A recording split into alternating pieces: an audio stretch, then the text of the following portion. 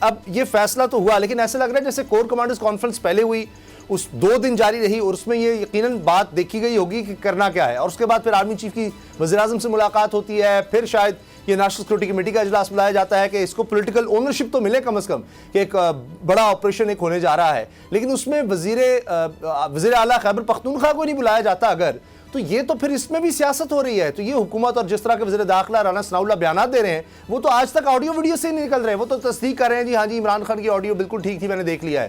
تو وزیر داخلہ کی سوچ تو آڈیو سے آگے نہیں جا رہی، وہ آپریشن کو کیا اونرشپ دیں گے؟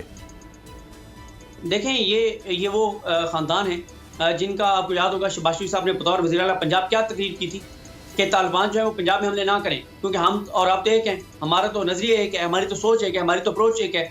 پھر یہ وہی ایک شریف خاندان ہے، جب نواز شریف وزیر اعظم تھے اور آپریشن ضرب عضب اور کچھ اور آپریشن ہونے تھے تو وہ ریلیکٹنٹ تھے۔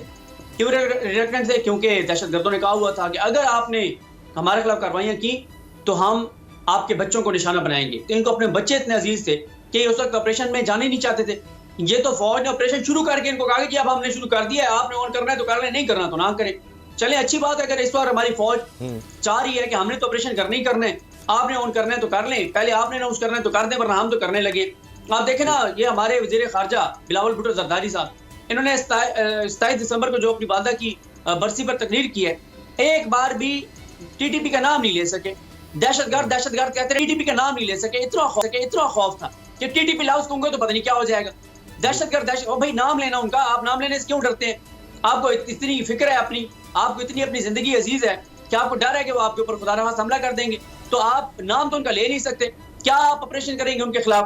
اور اس وقت جو ملک کے معاشی حالات ہیں، آپ آپریشن شروع کریں گے، کیا آپ کو پیسے نہیں چاہیے آپریشن کے لیے؟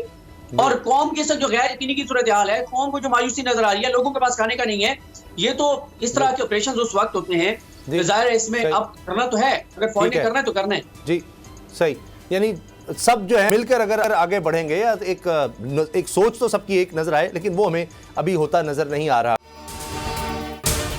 اگر آپ کو یہ ویڈیو پسند آئی ہے تو ہمارا چینل سبسکرائب کریں اور بیل کے بٹن پر کلک کریں۔